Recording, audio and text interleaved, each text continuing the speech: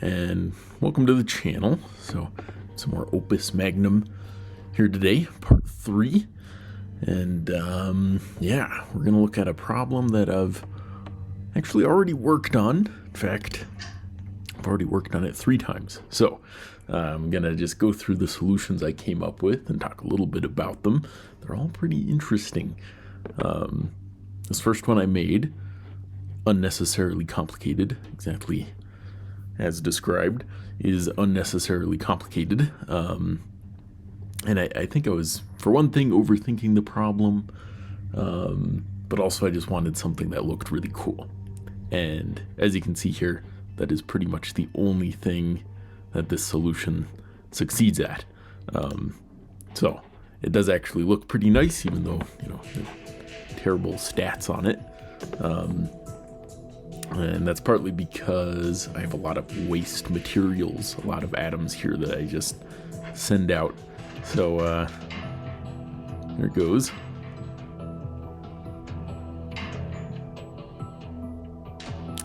See right there, it starts going out.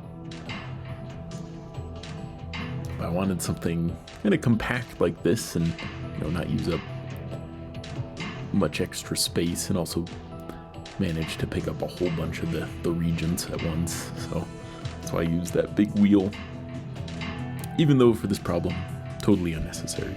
Yeah, so again, terrible stats. Looks cool though. And so part of the reason it also struggles in cycles, this is kind of interesting and something I wanted to test out. And actually, so we have 2 products here. There's one right there and one right there. And so let's just go through this first cycle and before the repeat. So that guy gets pulled in there. That's the first one. Second one, Quicksilver is going to turn that guy, that lead, into tin. There we go. Rotate once, and then there we go. We got another water there. Drop this guy in. So that's 2 so far. 2 out of 12. All right, now this gets interesting because that guy's still lead. And then it's going to rotate back and turn that guy. There we go. And then keep in mind we're still in the first cycle here before the repeat. And there we go. As you can see, that's 3 out of 12. And there's actually no more products we turn in. Most of the rest of this is taking care of the waste and trying to reset things. So that's not efficient necessarily, but it's interesting, that we're doing this uneven solution. So yeah, I guess that was something neat that popped out of this one. That is unnecessarily complicated. That's the first one I made. And then, just like really quickly messing around, I made this one, which would turn out to actually be a pretty nice solution. So this is our most valuable player today. And it's pretty fast. I was surprised to see that it also takes up very little area compared to what most people had. So that's really good. And about average on the time and the cost. And yeah, so this is underthinking, whereas the last one was overthinking. Makes a big difference. I think this one looks a lot less, fancy, but it's way more efficient. All right, let's move on to the last one. Here's the zipper. So this one I just fully went with the zipper design. Kind of similar to the bottom of this last one, unnecessarily complicated. And again, it's still not like super efficient, but I think it looks cool. Here we go.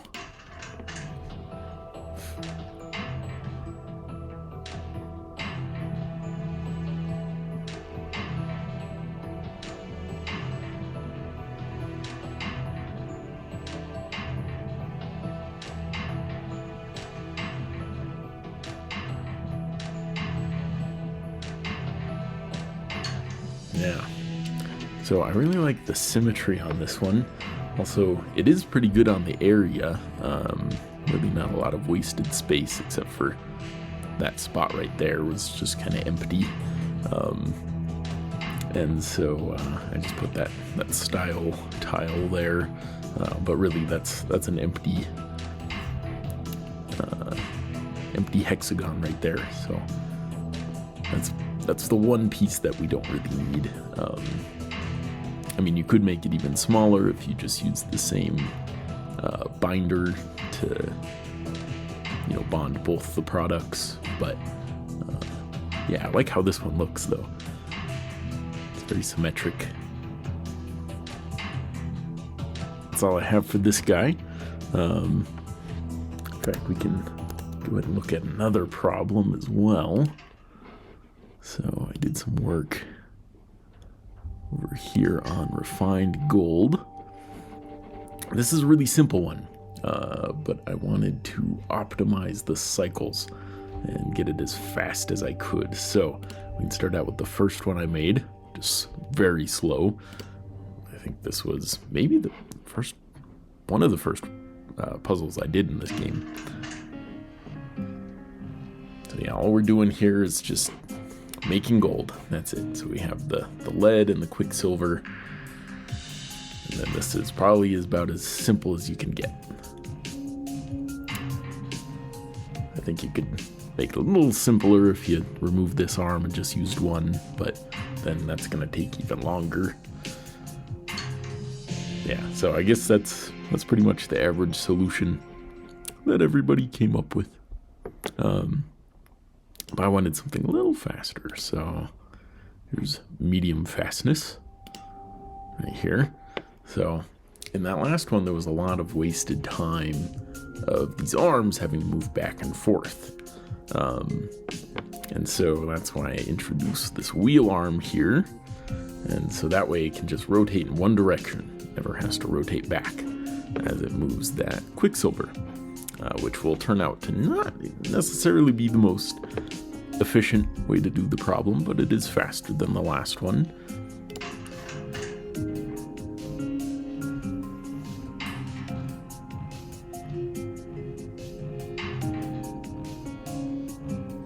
A big part of the wasted cycles here is having to pick up and drop for every single quicksilver that we move. So it is a little quicker. So that is 97. I think the last one was like 150 or something. Yeah, 148. So that's a big improvement. About 50 cycles. So we can go even faster. So that was 97. Knock it down another 15 to 82. And so this one we're not wasting as much time picking up and dropping because we're just going to have a bunch of arms in a row. Also, we don't even need to rotate them because they're on a track. So this one looks pretty cool.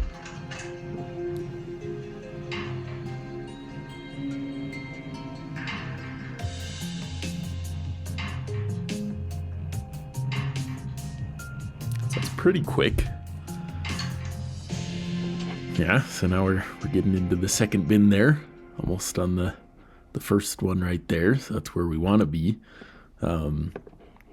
82 cycles, not bad, but a lot of the wasted time on this one is right around here. So to get these guys all the way back around so that they can pick up the next quicksilver. So let's see if we can improve on that. So we're going to go to fast. Here we go, 62 cycles. And as far as I can tell, based on the other videos I've seen online, this is about as fast as anybody's gotten. Yeah, I've seen other people do pretty much the same design. I came up with this without, looking at other people's work, but this is pretty much optimal. So as far as I'm aware, this is as fast as you can get it. See, it is speedy fast. So we definitely have all these specialized arms. Yeah, so before we even do the repeat there, we've already processed 3 gold. Yeah, so that's nice right there. That is fast. Simple problem, but fun to practice this optimization on it for sure. So those are the problems I wanted to look at today. So thanks for watching, and make sure to leave a like if you thought any of them looked neat. And yeah, have a nice day.